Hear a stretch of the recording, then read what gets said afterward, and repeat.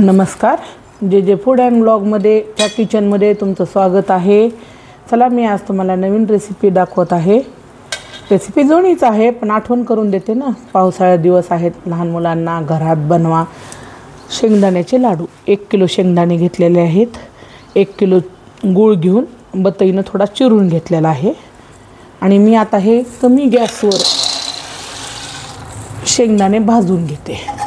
हे बघा, गॅस बघा, छोट्या गॅसवर एकदम कमी फ्लेम केलेली आहे आणि कढई तापवून घेतली मी आधी आणि त्याच्यानंतर आता हे शेंगदाणे भाजत आहे। आता आपण शेंगदाणे भाजून घेऊ आणि त्याच्यानंतर एक नवीन ट्रिक्स वापरून तुम्हाला मी लाडू करायचे शिकवते। तोपर्यंत मी भाकरी करत करत शेंगदाणे भाजून घेते।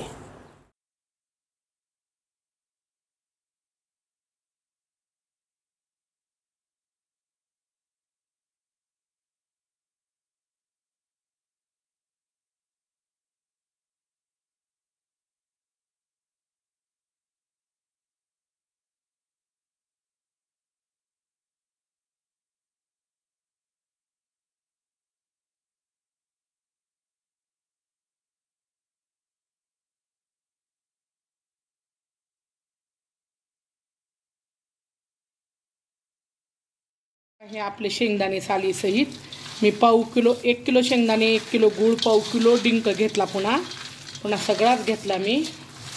हे बघा, हे चुरा आणि आता ह्याच्यात मी बरोबर 1 किलो गूळ घातलेला आहे आणि भरपूर गूळ घालूनच करत आहे, लोह असतं।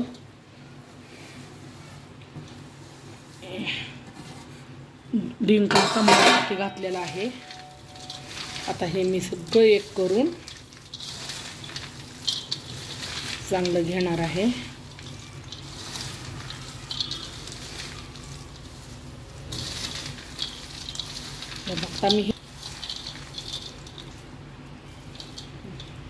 हे बघा, हे विलायची पावडर काढलेली आहे, त्या ह्याच्यातच मी थोडंसं कुटून घेईल। हे बघा, मी मोठाडच कुटलेला आहे। रीडिंग करायला तर दाताखाली चांगलं लागतं। हे बघा, मी आता ह्या पद्धतीनं सगळं कुटून घेते।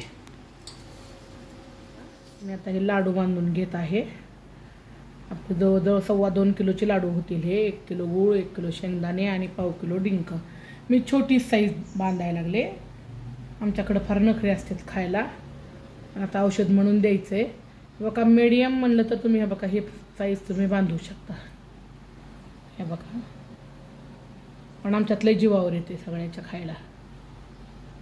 चला, तयार झालेले आहेत आपले लाडू, खाऊन बघा आणि सांगा मला। हे बघा, याच्यामध्ये तुम्ही जर डिंक नाही घातला तर तुम्हाला 225 रुपये खर्च येईल आणि माझे 80 लाडू तयार झाले मीडियम क्वालिटीचे।